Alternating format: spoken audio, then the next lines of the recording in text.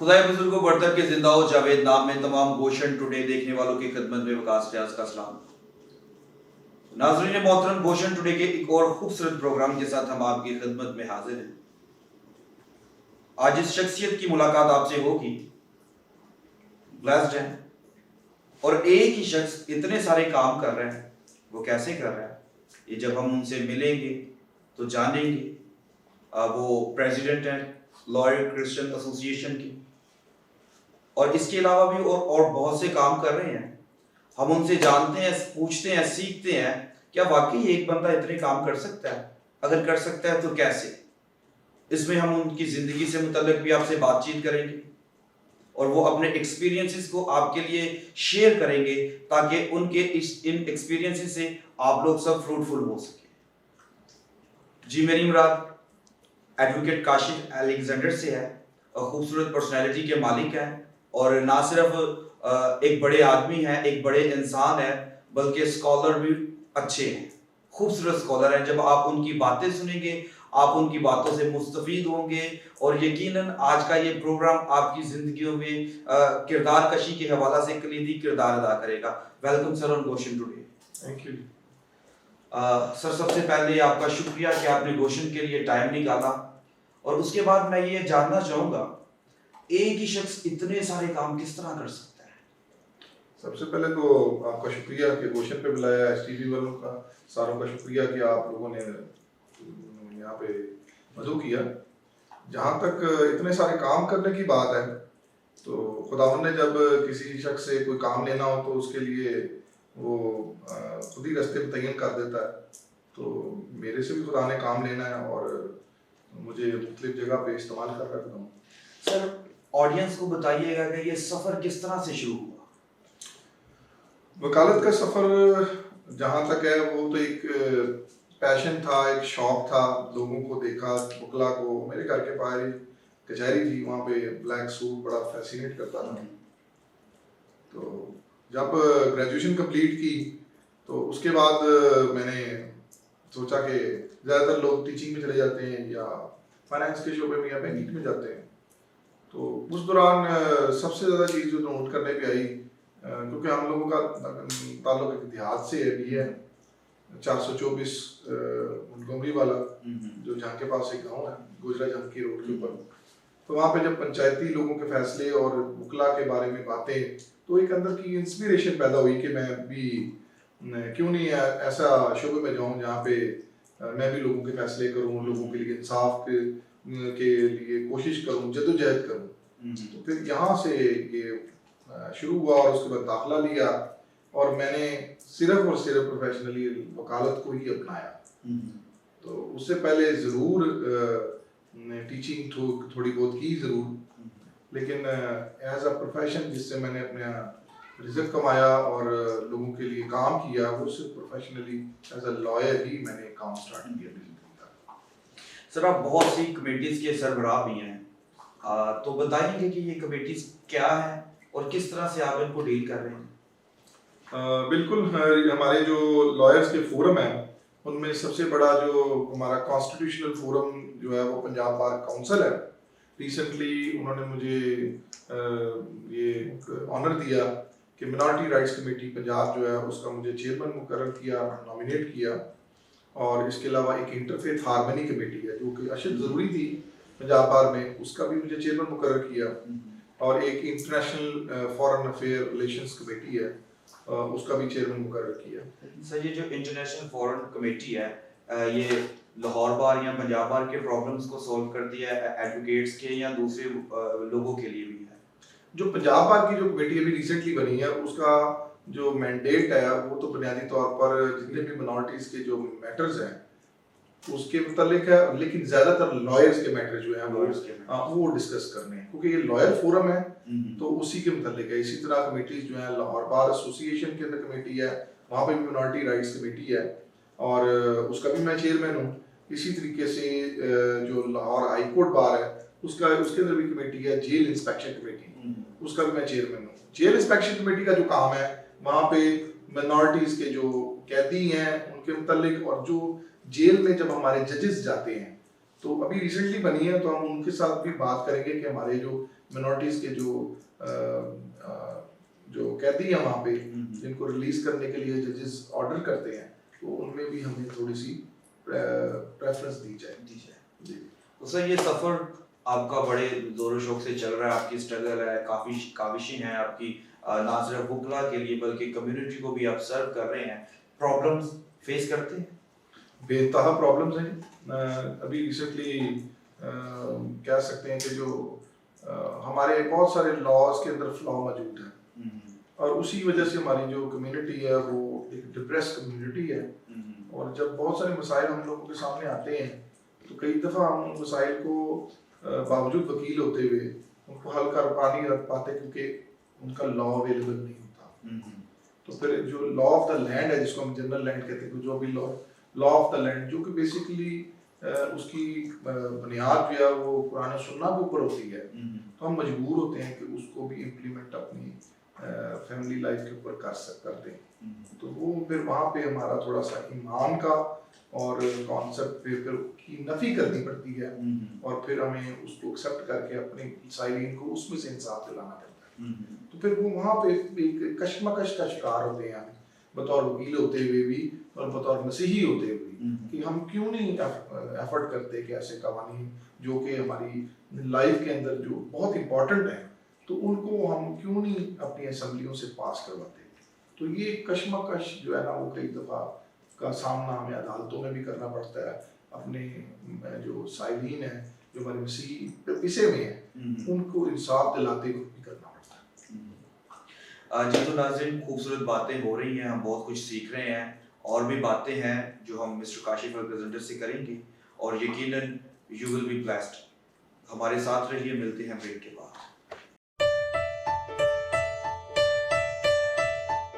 Advocate Kashif अल-गजेंडर हमारे साथ है, हम उनसे बातचीत कर रहे हैं, उनके एक्सपीरियंसेस को ले रहे हैं।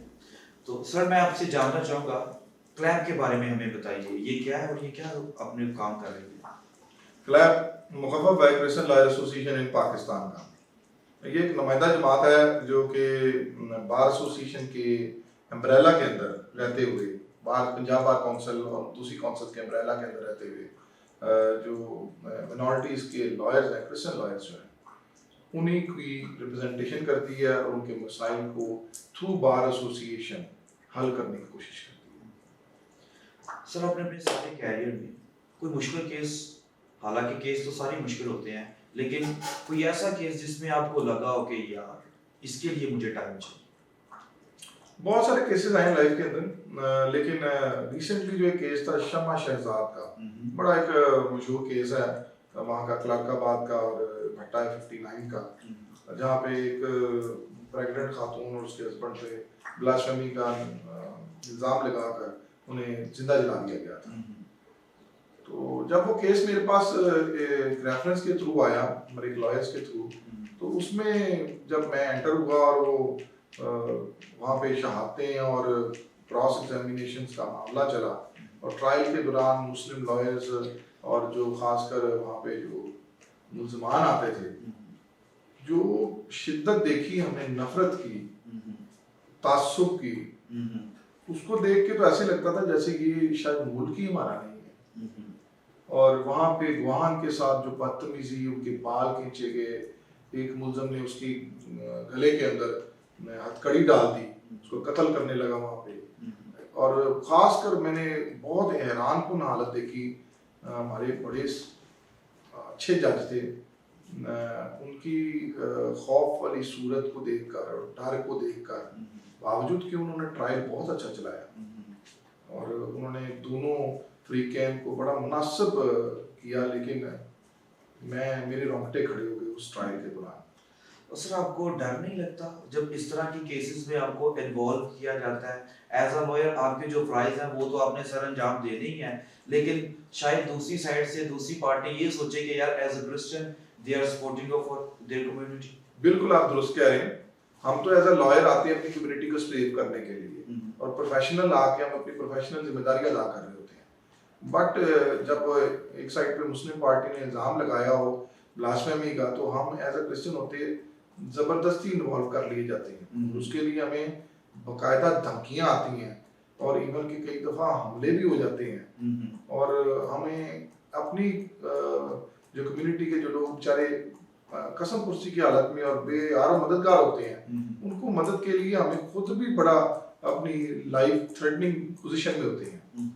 तो लेकिन उसके बावजूद यीशु मौजूद है, यीशु हमें हिम्मत देता है, और हम कोशिश करते हैं कि बावजूद के हमारी फैमिलीज भी हैं, हमारा अपना जान भी खतरे में है, लेकिन खुदावन ने हमें ये तोड़ा दिया हुआ है लोगों की मदद के लिए, तो कोशिश करते हैं। सर आप जिस तरह से अपनी जान को जोखिम में डालते हैं, जिस तरह डिफिकल्टीज फेस करते हैं, कभी ऐसा नहीं लगा यार मैं एक ऐसे माशरे में हूँ जहाँ पे हमें बुनियादी हकूक ही नहीं मिल रहे, हम कासर हैं, क्यों ना ऐसा हो कि मैं मुल्क छोड़ दूँ और कहीं सुकून से जाके अपनी ज़िंदगी को, अपने बीवी बच्चों को लेकर आराम की ज़िंदगी जीऊँ? ये तो खुदावन की खास मेहरबानी है कि मुझे खुदावन ने तकरीबन ये बरकत दी है कि बहुत सारी दुनिया के ममालिक मैंने देखे हुए हैं। लेकिन आज तक अभी तक तो ये खौफ नहीं आया कि मैं अपनी कम्युनिटी को छोड़कर किसी और मुल्क में चला जाऊँ, क्योंकि हमारे बहुत सारे मेरे और भाई वकुला भी हैं जो कि ये काम कर रहे हैं। तो जिस दिन को डर आएगा तो फिर जरूर शेयर करेंगे। अभी तक तो खुदावन ने बड़ी दलेरी दी हुई है, यानी कि ज़हन है जाने। अभी तो कोई ज़हन नहीं है। सर आप ये बताइए, आप चूंकि एक फाउंडेशन भी चला रहे हैं, तो ये फाउंडेशन का ख्याल कब आया और क्यों आया, जबकि पहले इतनी एनजीओज और इतनी मिनिस्ट्रीज और सारे काम कर रहे हैं, और आपकी फाउंडेशन में ऐसा क्या यूनिक है जो दूसरों से मुनफरिद है? मैं ज़रूर अपना एक विजन जो है अपने आपके चैनल के थ्रू नाज़रीन से ज़रूर शेयर करना चाहूँगा, क्योंकि एज ए लॉयर मुख्तलिफ कम्युनिटीज़ में, मुख्तलिफ गाँव के एरियाज़ में मैं जाता था। वहाँ पे एक चीज़ बड़ी इम्पोर्टेंट थी जो कि देखने में और मेरे अंदर खुदावंद ने डाली, कि जब भी किसी कम्युनिटी के केस के लिए गांव में जाता था, वहाँ पे हमारी जो वहाँ की कम्युनिटी एक लफ्ज़ बड़ा बोलती थी, ईसाई ईसाई। मसीही नहीं कहते थे, दे कॉल्ड देम ईसाई। तो मैंने जब उनमें देखा कि चर्चेस भी जाते हैं, बहुत चर्चेस में लोगों का आना जाना भी है, बट जब उनसे मैंने एक बुनियादी क्वेश्चंस किया, उनके बुनियादी हमारे जो चर्च के या मसीही होने के जो आर्टिकल ऑफ फेथ है, मतलब उससे मुराद है रसूलों का कीदा, या हमें बाइबल के नाम, या जो हमारे जितने भी अपोस्टल्स हैं उनके नाम क्या है, लेकिन माजरत के साथ उन बेचारों को किसी को कुछ नहीं पता था। तो मैंने ये दिल में ख्वाहिश पैदा की कि यीशु ने खुद ही हमें कहा कि जाके मेरे नाम की मुनादी करें, बाइबल मुकद्दस की मुनादी करें, लेकिन मैंने ये कहा कि बाइबल मुकद्दस तो एक अपर चीज़ आ गई, उसकी अभी बुनियादी तालीम लोगों तक पहुंचनी चाहिए, उनको बुनियादी तौर पर पता लगना चाहिए कि वो यीशु को उन्होंने कबूल किया हुआ है, तो यीशु के बाकी शागिर्द, बाकी बाइबल की मुख्तलिफ चीज़ें बुनियादी वो है, वो भी उनको पता होनी चाहिए। क्योंकि अक्सर मुस्लिम लोग जो है क्वेश्चन करते हैं, जी आपका ईमान क्या है, तो हमारे बहुत सारे मसीही लोग बुजुर्ग वो ये जवाब देने से कासर है। तो ये इंस्पिरेशन थी जो वजह बनी मिरेकल एंड होप फाउंडेशन की बुनियाद की। तो संडे स्कूल, अब संडे स्कूल वाकई नहीं, हम जब छोटे थे हम संडे स्कूल में जाते थे, लेकिन संडे स्कूल अब नापैद हो गया, जो मेरे ख्याल में बड़ी ज्यादती है। अब तो बहुत सारी आगाही आ गई है, बहुत सारे चैनल्स की, जैसे आपका ही चैनल है, तो बहुत सारी आगाही मौजूद है, लेकिन फिर भी दूर दराज एरियाज में अभी तक मसीहियत जो है, मसीही जरूर है वो, लेकिन उनको बुनियादी मसीही तालीम का पता नहीं, जो हमारा फर्ज है बताना। इसीलिए मिरेकल होप का आगाज किया, और साथ साथ फिर उसमें अटैच किया हमने लीगल एड के प्रोग्राम्स को, फिर पास्टर्स रात की ट्रेनिंग्स के लिए कि वो कैसे बड़े बड़े बयानात या बड़े बड़े सरमन देने की बजाय सादा अल्फाज में बताएं कि हम मसीही हैं, क्यों हैं, और हम क्यों यूनिक हैं। Why Christianity is that much unique religion to adopt? कि आपको मसीही होने की क्यों जरूरत है, तो वो बताना जरूरी है। हमें ये बताने की गुनाहों की माफी, हमें पहले बुनियाद से उठाना है कि हमारे लोगों ने ये मसीहत हम तक पहुंची कितनी कुर्बानियों के बाद। तो ये रीजन थी बस। इंटरफेथ हार्मनी के बारे में सर आपका क्या ओपिनियन है, आप चूंकि मेंबर भी हैं उसके? इंटरफेथ हार्मनी जो पंजाब बार काउंसिल में है वो तो इसलिए भी जरूरी है कि हमें जैसे मशमा शदात का केस है उसमें हमारे मुस्लिम लॉयर्स आते हैं, एक साइड से क्रिश्चियन लॉयर्स होते हैं, तो उनकी आपस में इंटरफेथ हार्मनी इतनी होनी चाहिए कि they can support each other as professionals. वो उसको जातियात ना ले जाएं कि हमारे लिए इम्पॉसिबल हो जाए कि हम कोर्टों के अंदर जाके अपने मसीहों की डिफेंस कर सकें। तो इसलिए वो काउंसिल का होना बहुत जरूरी है। हम उससे थोड़ा सा इम्पेक्ट में आगे जाके लॉयर्स का आपस में इंटरेक्शन और साथ साथ कम्युनिटी के साथ इंटरेक्शन की भी कोशिश कर रहे हैं। सर एक मसले के खिलाफ भी हैं जहां तक मैंने सुना है, उसके बारे में आपका ओपिनियन जानना चाहूंगा। क्रिश्चियन मैरिज एक्ट में जो अमेंडमेंट हुई थी उसके बारे में आपकी क्या राय है? देखिए मैं उसके खिलाफ नहीं हूँ, but technically it's not good. जैसे मैं पाकिस्तान का शहरी हूँ, मेरे पर पाकिस्तान का कानून लागू होना चाहिए। अगर क्रिश्चियन मैरिज एक्ट में कोई तरमीम होनी है तो मेरी कौमी असम्बली मुकद्दम है, मेरी सेनेट मुकद्दम है, मेरी कैबिनेट मुकद्दम है। वहां पे वो एक लॉ को लेके आए, उसको पास करें और उस पास किए हुए लॉ को मेरे पे इम्प्लीमेंट करें, जो कि अकॉर्डिंग टू मेरे ईमान के मुताबिक, मेरी बाइबल मुकद्दस के मुताबिक होना चाहिए। और ये नहीं कि हमें कहा जाए कि लॉ ऑफ इंग्लैंड जो है वो अप्लाई करेगा। सेक्शन 7 को एक जजमेंट के थ्रू इम्प्लीमेंट किया गया।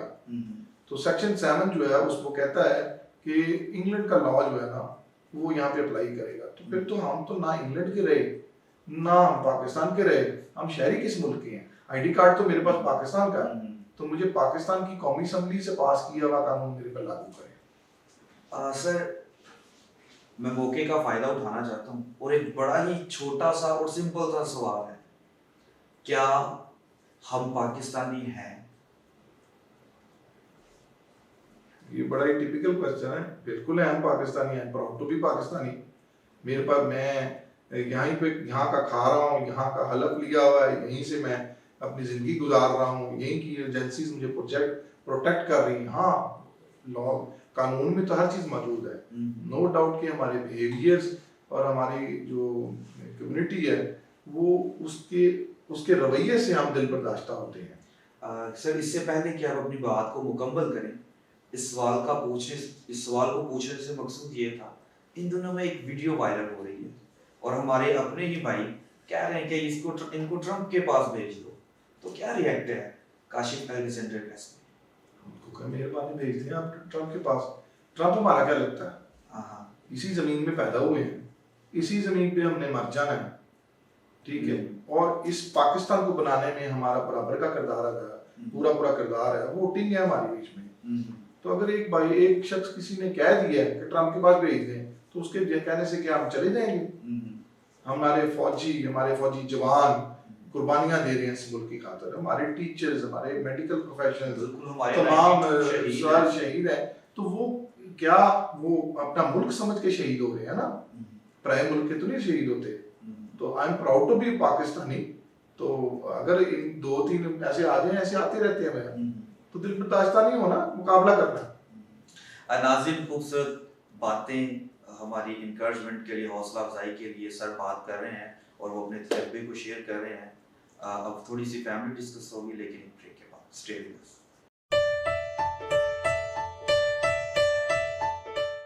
Welcome back after the break. Sir Kashif हमारे साथ हैं। असर इस सारे सफर में, सारी जर्नी में सबसे ज्यादा सपोर्टिव कौन था आपके लिए?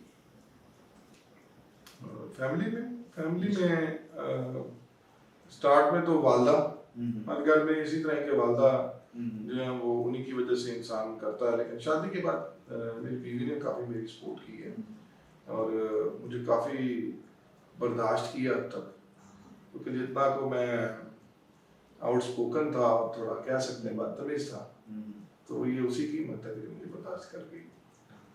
तो बावजूद इसके कि वो पाकिस्तान आर्मी में थी, लेकिन उसने आर्मी वाला कोई रवैया ना रखा, बल्कि मैंने ही आर्मी वाला रवैया रखा। इसका मतलब आप इतनी सारी कमेटीज के चेयरमैन हैं और घर पे आपके मिसेस चेयरमैन हैं। ये तो हर घर के काम है। जबरदस्त सर, हमारी यूथ के लिए कोई मैसेज देना चाहेंगे जो लोग इस पेशे से मुंसलिक होना चाह रहे हैं या जो आने वाले दिनों में आपको ज्वाइन करेंगे, उनके लिए कोई आरा, कोई मशवरा, कोई एडवाइस? यूथ के लिए तो आजकल एक बड़ी हमारी दफा तो वो नहीं थी अपॉर्चुनिटी, जैसे CSS की अपॉर्चुनिटी अभी आई हुई है। तो मैं तो ये सारे दोस्तों को कहूँगा कि CSS को ज्वाइन करें और एज कोशिश करें। कई दफ़ा जो है वो बंदा नाकाम हो जाता है, तो ज़रूर आए। हमारे बहुत अच्छे दोस्त लर्न लोग जो हैं वो आजकल हमारे लॉ के प्रोफेशन में भी आ रहे हैं। तो उनके लिए ये है कि ये बड़ा सब्र का प्रोफेशन है। रातों रात ना अमीर हो सकते हैं, ना रातों रात आप सारी किताबें सीख सकते हैं। वो एक मिसाल है कि आप जैसे जैसे सीखते हैं वैसे वैसे ही आपके अंदर से नजर झलकना शुरू हो जाता है इल्म जो है। तो हमारे कुछ नौजवान जो हैं वो जल्दबाजी पर यकीन रखते हैं, लेकिन ये बड़ा सब्र के साथ ये प्रोफेशन चलने वाला है। तो यही कहा है कि सब्र सबसे बड़ी है, आजसी और हलीमी। तो वहाँ ये बाइबल मुकद्दस में भी ये चीज़ें हैं। तो हम लोग नाम के क्रिश्चियन ज़रूर हैं, लेकिन कई दफ़ा इम्प्लीमेंट नहीं करते हैं चीज़ों। तो यही है नौजवानों से कि जवानी ज़रूर है, हमारे पे भी वो वक्त थे, लेकिन वक्त ने साबित ये किया कि सब्र सबसे बड़ी चीज़ है। और बड़ों की खासकर इज्जत और बड़ों का जो नसीहत है उस पर ज़रूर ध्यान रखें। Thank you sir. जी तो नाज़रीन, आज के इस खूबसूरत शो में एक खूबसूरत पर्सनालिटी हमारे साथ थी, जिसने खूबसूरत बातों से मुझे और आपको उजागर किया, हमें बताया कि हम अपने मामलात को किस तरह से डील कर सकते हैं और किस तरह से हम हंसते हंसते सारी प्रॉब्लम्स को फेस कर सकते हैं। हम यहीं के हैं और हमारी निस्बत इसी मिट्टी से है। हमें परेशान नहीं होना, हौसला करना है और यीशु मसीह पे अपने ईमान और इत्तेकाद को रखना है। देखते रहिए Gaussian today, Christ B with you.